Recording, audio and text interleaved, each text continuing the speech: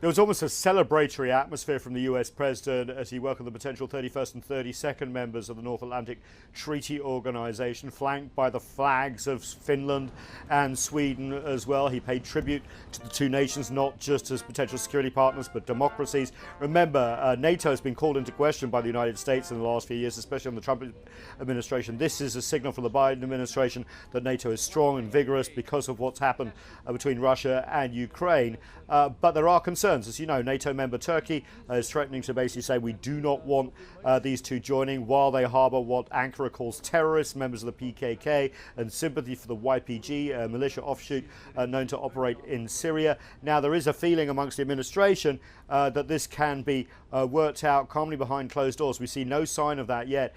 And both the Finnish and Swedish leaders tried to reassure Ankara and also reassure some American lawmakers who will have to pass this in the Senate that they will meet their defence spending commitments, which has long been a problem here in the United States with its European allies. As NATO allies, we will commit to Turkey's security just as Turkey will commit to our security. We take terrorism seriously. We condemn terrorism in all its forms, and we are actively engaged in combating it. We have a long tradition of extensive military cooperation with NATO, including all missions. And we are right now ramping up our defense spending, and we will reach 2% of GDP as soon as practically possible. Now, of course, both Sweden and Finland have their concerns as well. They do not want nuclear weapons based permanently on their territory or at all. That could be probably got around. Other countries don't have them too in NATO. And remember, there's plenty of nuclear armed subs that sort of can patrol the area as well.